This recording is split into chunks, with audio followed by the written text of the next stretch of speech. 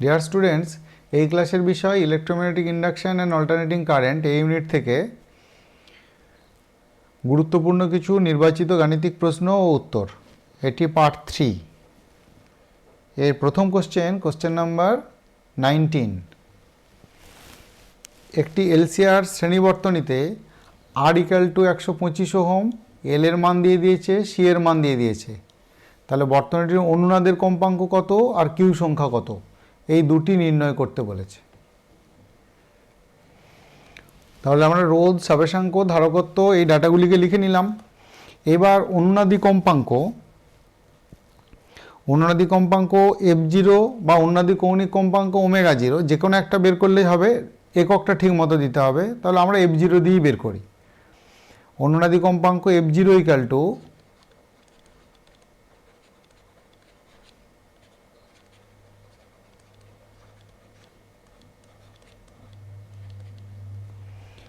1/2 পাই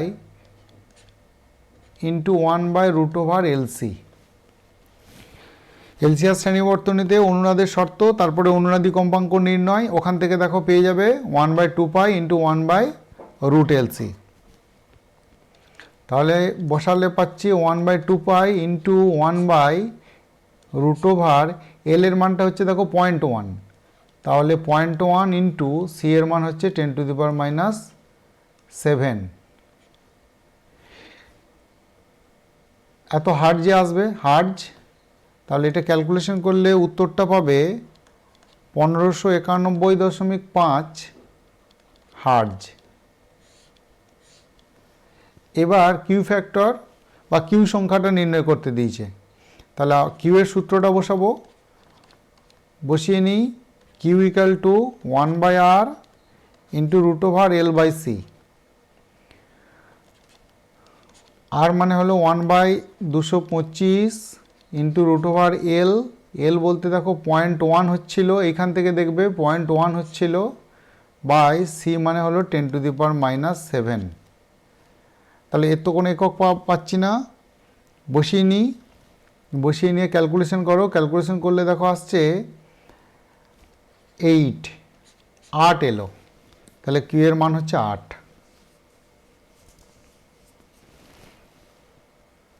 next question number 20।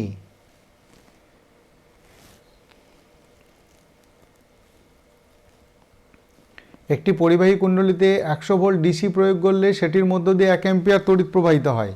তাহলে 100 volt DC, তার মানে তখন শুধু ওহমীয় রোধ রয়েছে, আর প্রবাহ মাত্রা তখন 1 অ্যাম্পিয়ার।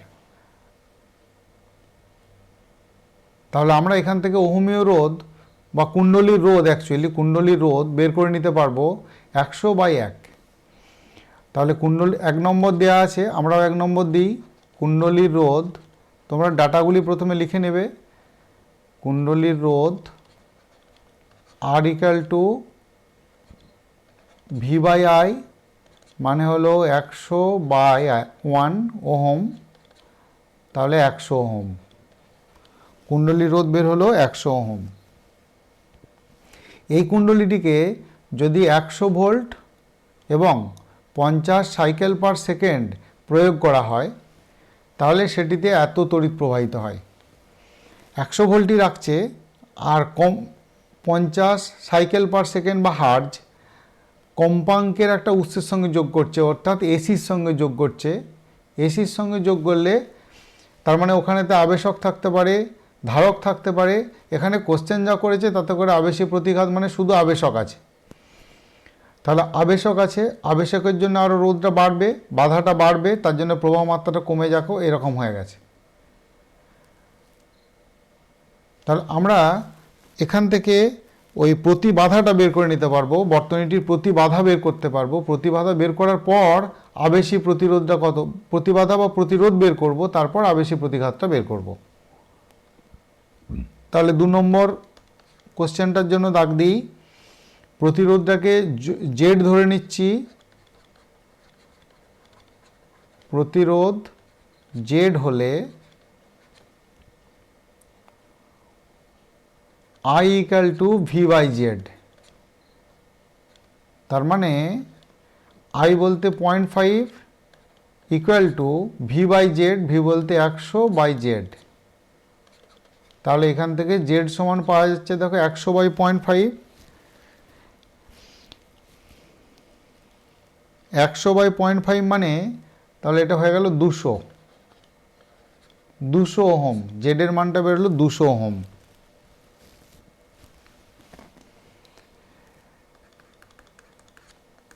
এবার আবেশী প্রতিঘাত ধরছি এক্সেল।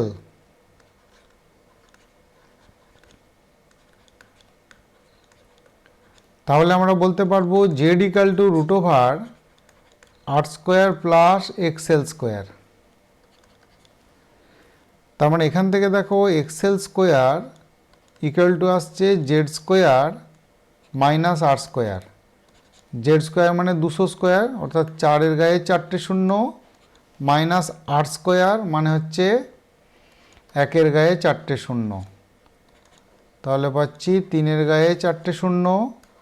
এখান থেকে এক্সেল ইকাল টু পেয়ে যাব √ওভার এই 30,000। তাহলে √30,000 করলে আসছে দেখো 173.2। 173.2 ওহম হলো আবেশী প্রতিঘাত, অর্থাৎ 3 নম্বর কোশ্চেনের উত্তর চলে এলো।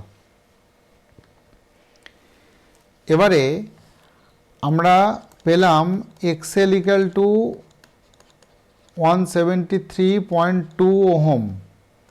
তার মানে বলতে পারি omega into L equal to 173.2। Omega মানে 2πn, বা এখান থেকে এল ইকাল টু লিখছি 173.2 বাই ওমেগা। ওমেগা মানে 2πn, এনের মানটা বসিয়ে নেব 173.2 বাই 2π, এনের মানটা হচ্ছে 50। তাহলে 1.732 বাই পাই, 1.732 বাই পাই করলে পাবে 0.55 হেনরি। এটা হেনরিতেই হবে, সব এসআই হয়েছে, তাহলে 0.55 হেনরি। এখানে 4টি কোশ্চেন ছিল, 4টি কোশ্চেনের উত্তর দেখো পরপর বের হয়েছে।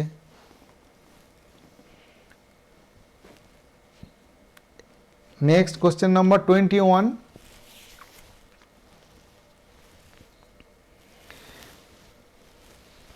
একটি 200 মিলি হেনরি আবেশক, একটি 50 মাইক্রোফ্যারাড ধারক এবং একটি 40 ওহম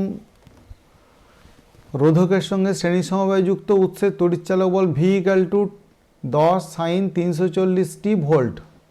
বর্তনীটির অপচিত ক্ষমতা বের করো।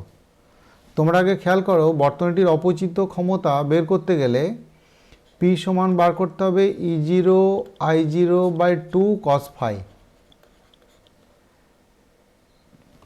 এলসিআর শ্রেণী বর্তনীতে অপচিত ক্ষমতা E0 I0/2 cos phi। তাহলে I0 বের করতে হবে, I0 মানে হলো E0/z। আবার cos phi মানে তোমরা জানো প্রতিবাধা ত্রিভুজ, ওইখান থেকে R/z। তাহলে আমাদেরকে জেডের মানটা আগে বের করে নিতে হবে। জেডের মান বের করতে গেলে একটু খাটনি আছে, কেননা এইখান থেকে প্রথমে ওমেগার মান বের করতে হবে, তারপর আবার এক্সেল বের করতে হবে, এক্সি বের করতে হবে। তাহলে প্রথমে V equal to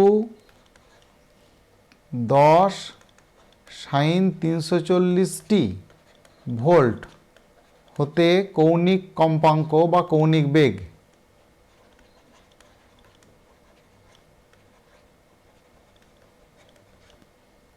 omega equal to লিখব 340 রেডিয়ান পার সেকেন্ড।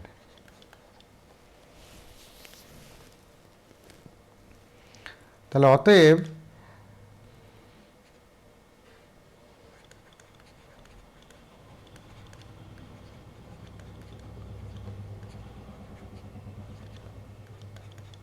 আবেশী প্রতিঘাত XL equal to omega into L বসাবো। তাহলে 340 ইন্টু এল এর মান আছে 20 ইন্টু 10⁻³ এত ওহম। এটি ক্যালকুলেশন করে দেখো 6.8 ওহম আসছে, 6.8 ওহম।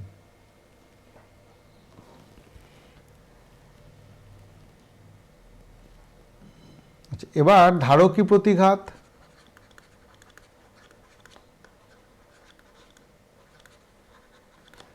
এক্সি ইকুয়াল টু পাবে 1/ω ইন্টু সি, তাহলে 1/340 ইন্টু সি এর মানটা হচ্ছে 50 ইন্টু 10⁻⁻6 মাইক্রোফ্যারাডে আছে। তাহলে এত ওহম ক্যালকুলেশন করো, করলে পাবে 58.82 ওহম। এই অঙ্কটাই যদি এমসিকিউয়ে পড়ে তখন 58.8 নেবে, 58.8 পর্যন্ত নেবে, কারণ এখানে 6.8 আছে, তাহলে ক্যালকুলেশনের সুবিধা হবে। এবার আর এর মানটা আমরা পেয়েছি 40, তাহলে জেড বার করব, বর্তনীর প্রতিবাধা। বর্তনীর প্রতিবাধা Z equal to √r² plus XL minus XC whole square, তাহলে √40² প্লাস 58.8 মাইনাস 6.8, ওই 2টা বাদ দিয়ে নিলাম, আমাদেরও ক্যালকুলেশন করতে সুবিধা হবে। এটা হয়ে যাবে তাহলে 52। জেডের মানটা ক্যালকুলেশন করলে আসছে দেখো 65.5 বা 6 এর মতো আসছে, এত ওহম। এবার আমরা ওই অপচিত ক্ষমতা পি এর রাশিমালাটাতে যাই। তাহলে অতএব অপচিত ক্ষমতা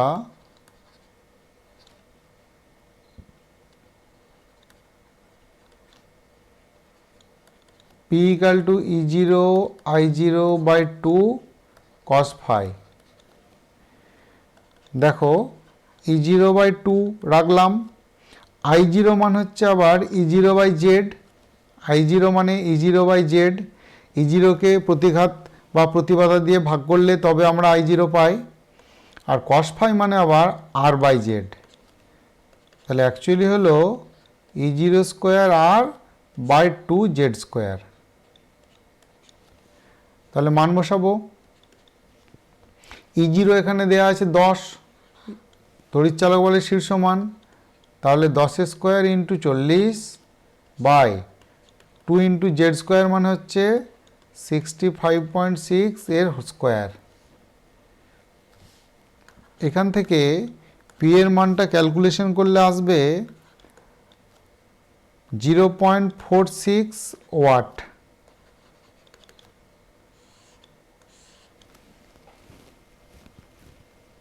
তাহলে এটিতে একটি কোশ্চেন দেওয়া ছিল, অপচয়িত ক্ষমতার মান বের হলো, পি সমান 0.46 ওয়াট। তাহলে এর পরের কোশ্চেনে যাব, কোশ্চেন নাম্বার 22। একটি এলসিআর বর্তনীকে 230 এসিতে যুক্ত করা হলো, 230 ভোল্ট এসিতে যুক্ত করা হলো, ভোল্ট লিখতে হতো, যার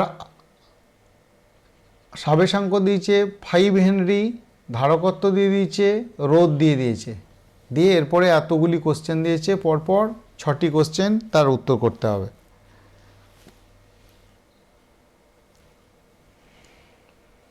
তাহলে আমরা প্রথমে অনুনাদি কম্পাঙ্ক ω0 বার করি।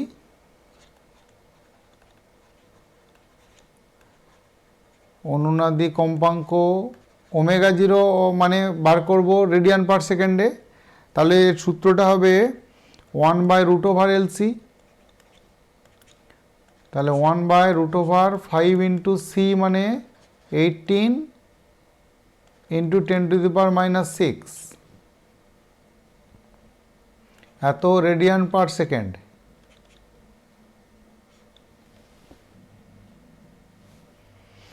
এটা ক্যালকুলেশন করলে আসছে দেখো 50 রেডিয়ান পার সেকেন্ড।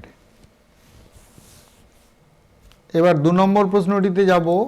2 নম্বর প্রশ্নটিতে আছে এক্সএল এবং এক্সি নির্ণয় করা।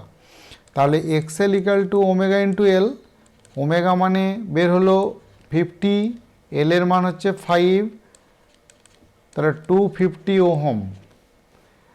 আচ্ছা, এখানেই করি, এক্সি ইকুয়াল টু 1/ω c, মানে 1/ওমেগার মান বের হয়েছিল 50, আর সি এর মানটা আছে দেখো 80 × 10⁻⁻6। তাহলে ক্যালকুলেশন করলে আসছে 40 ওহম। এবার 3 নম্বরে যাই। 3 নম্বর হচ্ছে বর্তনীর প্রতিঘাত জেড বের করতে হবে। তাহলে প্রতিঘাত Z equal to √r² plus XL minus XC এর হোল স্কোয়ার। তাহলে r² মানে হচ্ছে 40² প্লাস 250 মাইনাস 40 এর স্কোয়ার।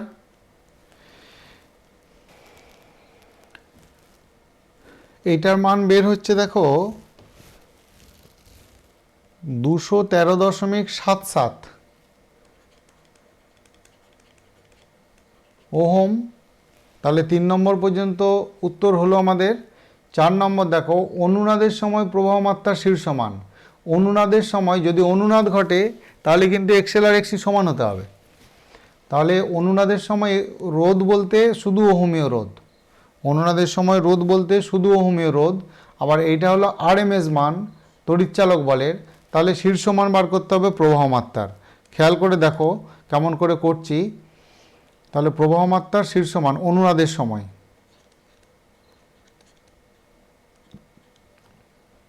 প্রথম কথা হলো যে আমাকে চাই E0/Z প্রবাহ মাত্রার শীর্ষ মান। এবারে E0 বের হবে কি করে? ERMS into √2/Z। ERMS এর মান দিয়েছে দেখো, বর্তনীতে কোনো ভোল্টেজ বা প্রবাহ মাত্রা বলা থাকলে সেটা কিন্তু আরএমএস ভ্যালু, কার্যকর মান। খেয়াল রাখবে এটা, বর্তনীতে কোনো কিছু বলা নেই, শুধু বলে দেওয়া আছে বর্তনীতে এত ভোল্ট প্রয়োগ করা হলো বা এত ভোল্ট বর্তনীর এত ভোল্ট উৎসের সঙ্গে যোগ করা হলো, তার মানে সেটা কিন্তু আরএমএস মান, কার্যকর মান।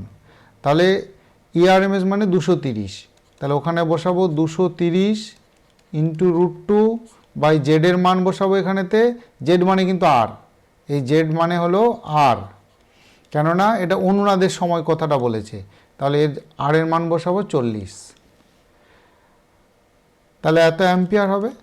এটা ক্যালকুলেশন করলে আসছে দেখো 8.13 অ্যাম্পিয়ারের মতো। এইবার কোশ্চেন হলো কি যে রোধকে বিভব পতন কত? রোধকে বিভব পতন কত? রোধকে বিভব পতন, তাহলে VR করি, বিভব পতন রোধকে ইকুয়াল টু IRMS ইন্টু আর, অর্থাৎ IRMS ইন্টু আর, ভি সমান IR। এবার IRMS মানে হলো ERMS বাই আর ইন্টু আর। তাহলে আর আর কেটে গেল, মানে ERMS অর্থাৎ 230 এত ভোল্ট হয়ে যাবে। আর আর ক্যান্সেল হলে ERMS এর ভ্যালুটাই বসে যাবে 230 ভোল্ট। এবার বলেছে আবেশকে বিভব পতন কত? 6 নম্বর পয়েন্টে দেখো,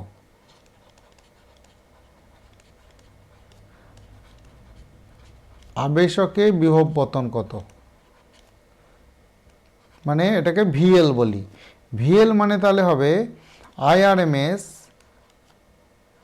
ইন্টু XL। IR, আরটা এখানে বাধা, তাহলে আবেশকের জন্য বাধা দিয়ে গুণ করব, করলে আমি এটা পেয়ে যাব।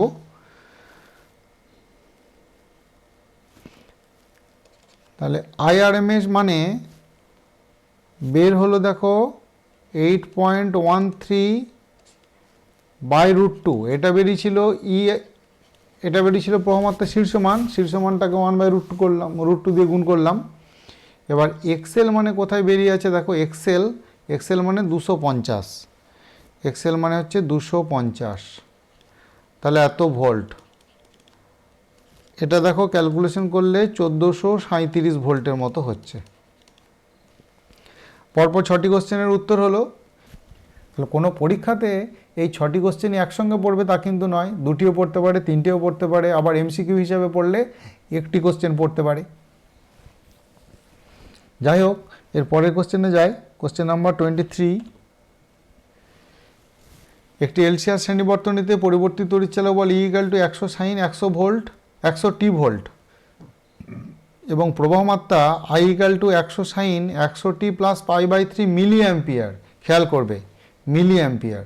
তাহলে প্রতি চক্রে অপচিত ক্ষমতা বের করো। প্রতি চক্রে অপচিত ক্ষমতা P, একবার সূত্রটা একটু আগে বসালাম, দেখো E0I0/2 ইন্টু cos phi। এখানে আর ফাই মানে R/Z দিয়ে বের করতে হবে না, ফাই মানে দশা পার্থক্য এখানে রেডি হয়ে আছে। দশা পার্থক্য phi = π/3।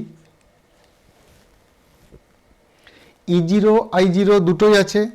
E0 মানে হলো 100 ভোল্ট, I0 মানে 100 মিলি অ্যাম্পিয়ার। তাহলে এবার ক্ষমতা, অপচিত ক্ষমতা P =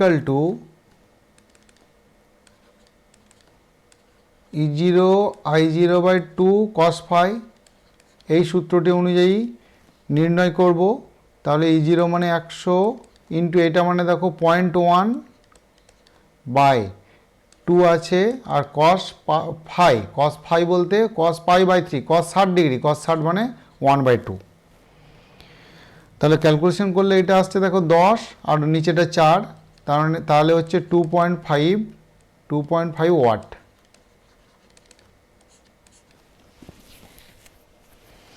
এবার যদি কোনো সময় এরকম প্রশ্ন মনে করো যে এরকম করে করলে হবে না, তাহলে এলসিআর শ্রেণী বর্তনীতে যেমন ক্ষমতার মান বের করেছিলে, ক্ষমতা ইন্টিগ্রেশন করে সেরকম করেও করে নিতে পারো।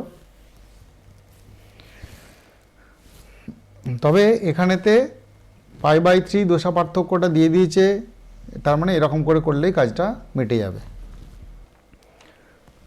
তাহলে নেক্সট কোশ্চেন নাম্বার 24। একটি 5 মাইক্রোফ্যারাড ধারক, একটি 10 ওহম রোধক, একটি 50 হার্জ কম্পাঙ্কের এসি উৎসের সাথে শ্রেণী সমবায়ে কত মানের আবেশক যুক্ত করলে তড়িৎ বর্তনীটির ক্ষমতা গুণকের মান 1 হবে। তাহলে এখানে ডাটাগুলি যেগুলি রয়েছে, ধারকত্ব C = 5 × 10⁻⁶ ফ্যারাড, ওহমীয় রোধ R = 10 ওহম, কম্পাঙ্ক N = 50 হার্জ। তাহলে অতএব কৌণিক কম্পাঙ্ক ওমেগা = 2πN, মানে হলো 100 পাই রেডিয়ান পার সেকেন্ড। এবারে বার করতে বলেছে কত আবেশক যুক্ত করলে। তাহলে আবেশকের মান L ধরে নিচ্ছি, আবেশকের সাবেশাঙ্ক L। এবার দেখো মূল শর্তটা বলেছে ক্ষমতা গুণকের মান 1 হতে হবে। তার মানে শর্তে ক্ষমতা গুণক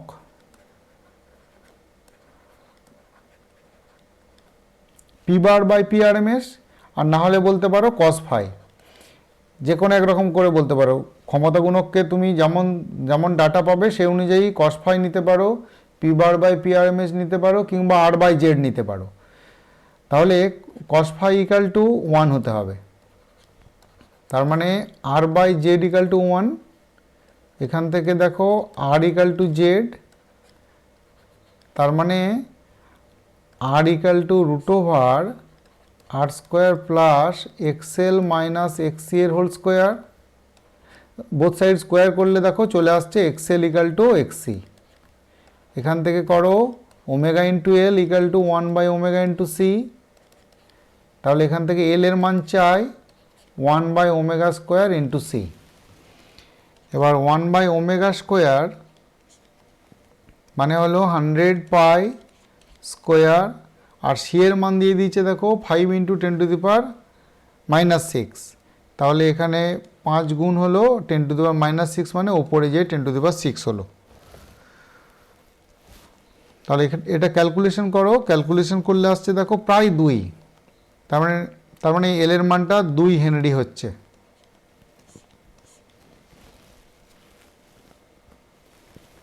এবার কোশ্চেন নাম্বার 25। ট্রান্সফরমারের অঙ্ক, ট্রান্সফরমারের ইনপুট ভোল্টেজ 220 ভোল্ট, আউটপুট বর্তনীতে 440 ভোল্ট বিভব প্রভেদ আর 2 অ্যাম্পিয়ার প্রবাহ পাওয়া যায়।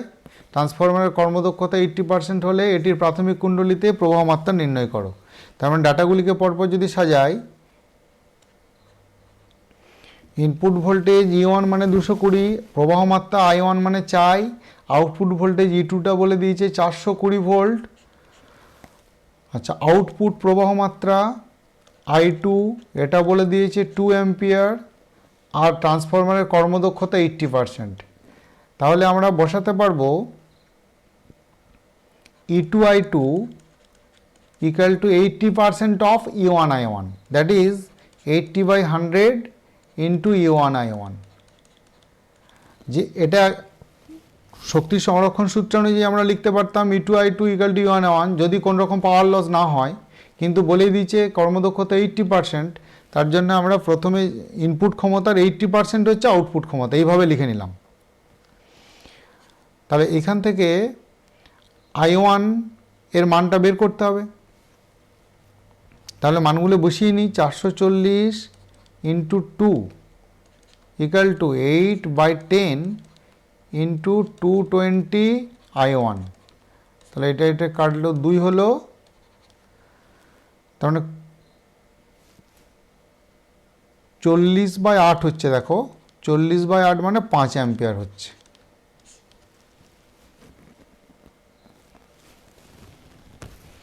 তারপর নেক্সট কোশ্চেন নাম্বার 26। একটি ট্রান্সফরমারের প্রাথমিক ও গৌণ কুণ্ডলীর পাক সংখ্যার অনুপাত N1/N2,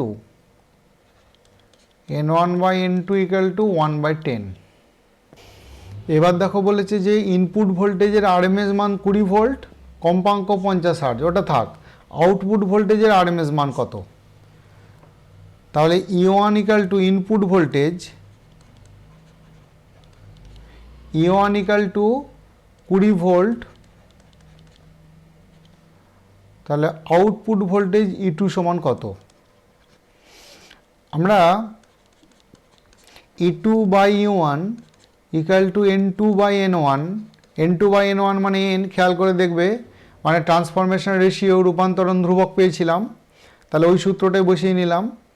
E2/E1 তাহলে E2/20 ইকুয়াল টু N2/N1 মানে দেখো 10, N1/N2 মানে 1/10 ছিল, তাহলে এখান থেকে E2 ইকুয়াল টু বেরিয়ে যাচ্ছে 200 ভোল্ট।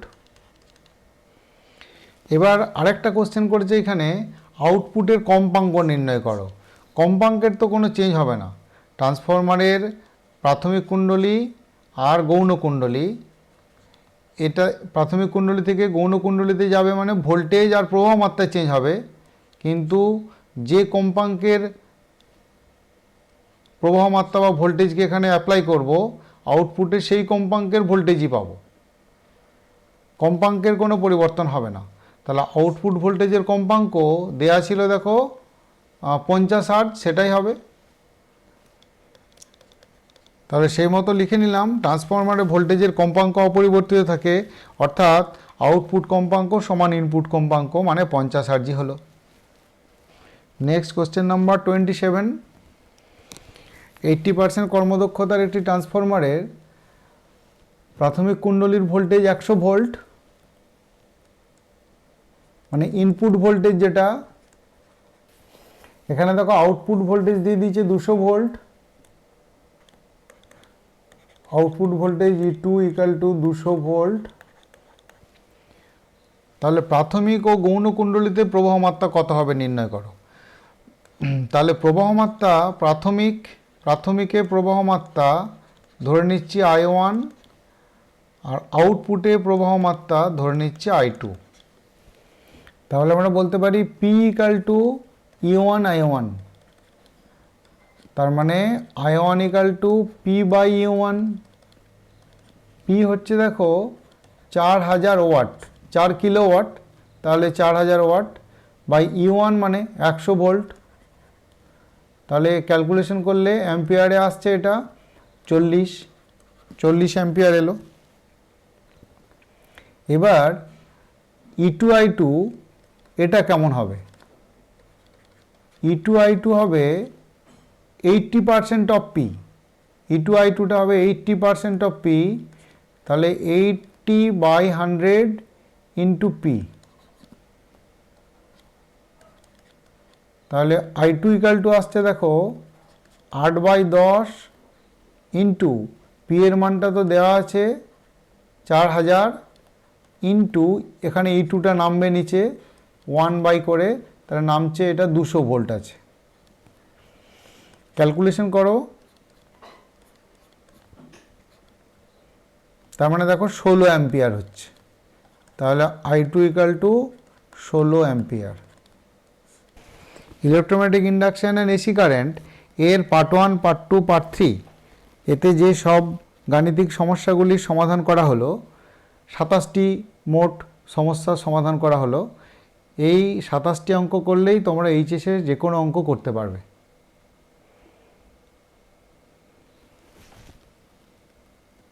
তাহলে এখন এই পর্যন্তই থাক।